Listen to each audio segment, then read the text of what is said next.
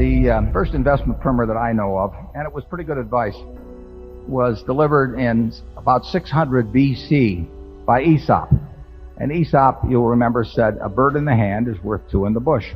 Now, incidentally, Aesop did not know it was 600 BC. He was smart, but he wasn't that smart.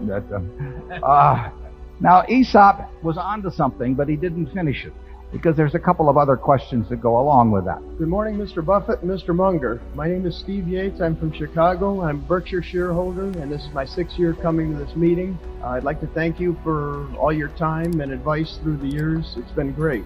I'd also like to thank all those wonderful people who sold Berkshire this year for giving us an opportunity to purchase more of the world's greatest company for dirt cheap prices. We will convey your thanks. I own another stock which sells for 4 times current trailing earnings. Every quarter we get a report.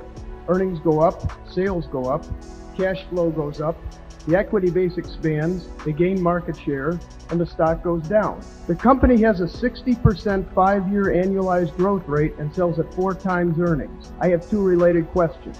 First, is this a growth stock or a value stock?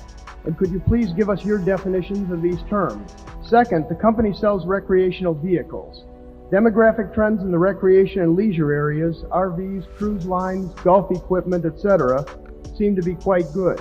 Do you see any opportunities for Berkshire here? Thanks. Well, the question about growth and value we've addressed in past annual reports, but they are not 2 distinct categories of business. Every business is worth the present. If you knew what it was going to be able to disgorge in cash between now and Judgment Day, you could come to a precise figure as to what it is worth today.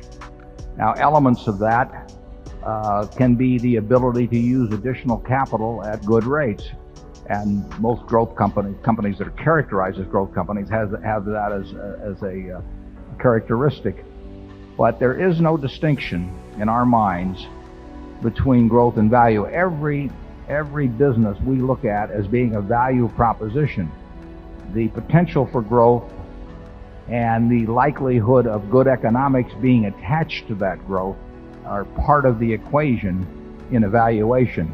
But they're all value decisions. A company that pays no dividends, growing 100% a year, is losing money now. That's a value decision. You have to decide how much value you're going to get. Actually, it's very simple. At the first investment primer, when would you guess it was written? The first investment primer that I know of, and it was pretty good advice, was delivered in about 600 BC by Aesop. And Aesop, you'll remember, said, "A bird in the hand is worth 2 in the bush." Now, incidentally, Aesop did not know it was 600 BC. He was smart, but he wasn't that smart. Now, Aesop was onto something, but he didn't finish it, because there's a couple of other questions that go along with that. But it is an investment equation. A bird in the hand is worth 2 in the bush. He forgot to say exactly when you were going to get the 2 from the bush, and he forgot to say what interest rates were that you had to measure this against. But if he'd given those 2 factors, he would have defined investment for the next 2,600 years, because a bird in the hand is, you will trade a bird in the hand, which is investing. You lay out cash today, and then the question is, as an investment decision, you have to evaluate how many birds are in the bush. You may think there are 2 birds in the bush or 3 birds in the bush, and you have to decide when they're going to come out and when you're going to acquire them. Now, if interest rates are 5%, and you're going to get 2 birds from the bush in 5 years, we'll say, versus 1 now, 2 birds in the bush are much better than a bird in the hand now. So you want to trade your bird in the hand and say, "I'll take 2 birds in the bush," because if you're going to get them in 5 years, that's roughly 14% compounded annually, and interest rates are only 5%. But if interest rates were 20%, you would decline to take 2 birds in the bush 5 years from now. You would say that's not good enough, because at 20%, if I just keep this bird in my hand and compound it, I'll have more birds than 2 birds in the bush in 5 years. Now, what's all that got to do with growth? Well, usually growth people associate with a lot more birds in the bush, but you still have to decide when you're going to get them.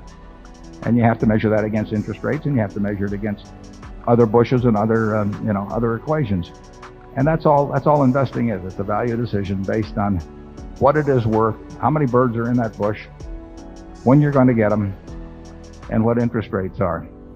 Now, if you pay $500 billion, and when we buy a stock, we always think in terms of buying the whole enterprise, because it enables us to think as businessmen rather than as stock speculators. So let's just take a company that has marvelous prospects, is paying you nothing now, and you buy it at a valuation of $500 billion.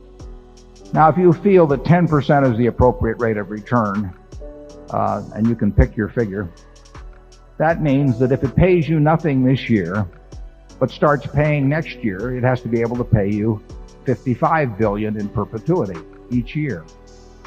But if it's not going to pay until the third year, then it has to pay you $60.5 billion in perpetuity to justify the present price. Every year that you wait to take a bird out of the bush means that you have to take out more birds. It's that simple. And I question in my mind sometimes whether people who pay $500 billion implicitly for a business by buying 10 shares of stock at some price are really thinking of the mathematics implicit in what they are doing. To deliver, let's just assume there's only going to be a 1-year delay before a business starts paying out to you, and you want to get a 10% return and you pay $500 billion. That means $55 billion of cash that they have to be able to disgorge to you year after year after year. To do that, they have to make perhaps $80 billion or close to it pre-tax.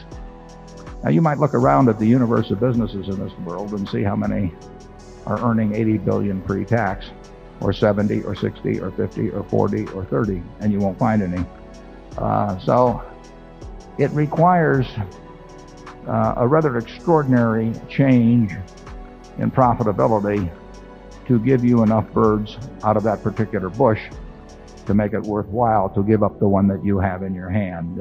Second part of your question about whether we'd be willing to buy a wonderful business at 4 times earnings, I think I could get even Charlie interested in that. But let's hear it from Charlie. I'd like to know what that is. He was hoping you would ask that, the fellow that's got all his net worth in his stock and who has a captive audience. Tell us what it is. You got to tell us. We're begging you. You want the name of the company? We want the name of the company. We're dying to get the name. Wait till I get my pencil out. Okay. It's called National RV, and it's based in California, and they sell recreational vehicles. Okay, well, you've got a crowd of people who have birds in the hand, and we will see what they do in terms of National RV. Charlie, do you have anything further on growth and value, etc.? Watch him carefully, folks. Well, I agree that all intelligent investing is value investing. You have to acquire more than you really pay for, and that's a value judgment. But you can look for more than you're paying for in a lot of different ways. You can use filters to sift the investment universe. If you stick with stocks that can't possibly be wonderful to just put away in your safe deposit box for 40 years, but are underpriced, then you have to keep moving around all the time.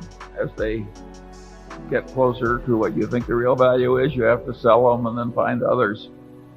And so it's an active kind of investing. The investing where you find a few great companies and just sit on your ass because you've correctly predicted the future. That is what it's very nice to be good at. The movie was G-rated even though.